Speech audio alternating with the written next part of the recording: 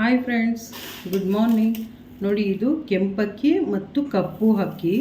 ಇದರಿಂದ ನಾವು ದೋಸೆ ಮಾಡಿದ್ರೆ ಹೆಲ್ದಿ, ಯಾಕೆಂದರೆ ಡಯಟ್ ಮಾಡ್ತೀವಲ್ಲ, ಹಾಗಾಗಿ ಅದು ಹೆಲ್ದಿ. ಹಾಗಾಗಿ ನೋಡಿ, 2 ಗ್ಲಾಸು ಇದನ್ನು ಹಾಕ್ತಾಯಿದ್ದೀನಿ.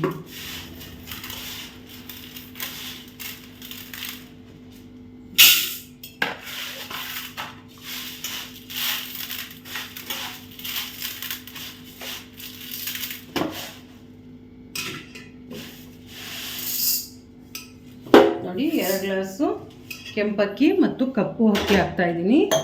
ಜೊತೆಗೆ ಉದ್ದಿನ ಬೇಳೆ, ಅದು ಸಮನಾಗಿ ಹಾಕಿದ್ರೆ ದೋಸೆ ಚೆನ್ನಾಗಿ ಬರುತ್ತೆ ಅಂತ. 2 ಗ್ಲಾಸ್ ಅಕ್ಕಿಗೆ ನೋಡಿ ಇಷ್ಟು ಉದ್ದಿನ ಬೇಳೆ ಹಾಕ್ತಾಯಿದ್ದೀನಿ. ಹಾಗೆ ಸ್ವಲ್ಪ ಮೆಂತ್ಯ ಕಾಳು ಹಾಕ್ತಾಯಿದ್ದೀನಿ.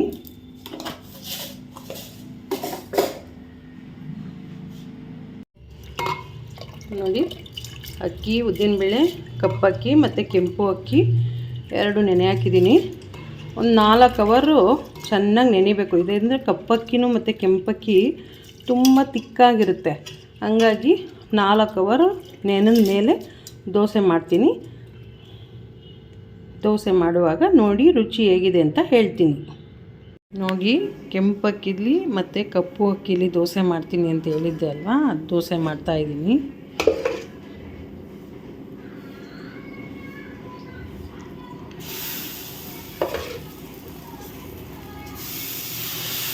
ಇದು ಡಯಟ್ಗೆ ತುಂಬ ಒಳ್ಳೆಯದು. ಕೆಂಪು ಅಕ್ಕಿ ಮತ್ತು ಕಪ್ಪು ಅಕ್ಕಿ ಡಯಟ್ಗೆ ತುಂಬ ಒಳ್ಳೆಯದು. ಬೆಳಗ್ಗೆ ಹೊತ್ತು ಈ ರೀತಿ ದೋಸೆ ಮಾಡಿಕೊಟ್ರೆ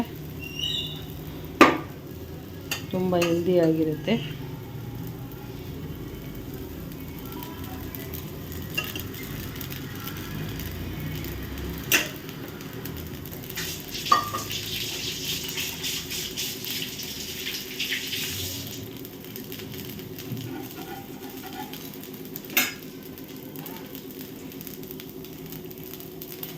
ನೋಡಿ, ಕೆಂಪು ಅಕ್ಕಿ ಕಪ್ಪು ಅಕ್ಕಿಯಿಂದ ಮಾಡಿರೋಂಥ ದೋಸೆ ಇದು ರಾಗಿ ದೋಸೆ ಥರ ಕಾಣಿಸ್ತಾ ಇದೆ. ಇದು ಕೆಂಪು ಅಕ್ಕಿ ಮತ್ತು ಕಪ್ಪು ಅಕ್ಕಿಲಿರೋದು.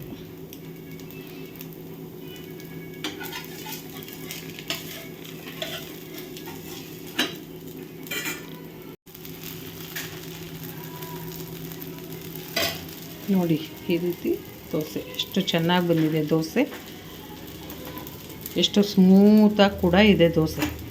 ಇದು ಕೆಂಪು ಅಕ್ಕಿ ಕಪ್ಪು ಅಕ್ಕಿ ದೋಸೆ ಡಯಟ್ಗೆ ತುಂಬ ಒಳ್ಳೆಯದು. ನೋಡಿ, ಅದಕ್ಕೆ ಕೆಂಪು ಚಟ್ನಿ ಮಾಡಿದ್ದೀನಿ. ತುಂಬ ಚೆನ್ನಾಗಿರುತ್ತೆ ಅದಕ್ಕೂ. ನೋಡಿ ಫ್ರೆಂಡ್ಸ್, ಈ ಥರ ಬಂದಿದೆ. ನೀವು ಮನೇಲಿ ಟ್ರೈ ಮಾಡಿ. Thank you for watching.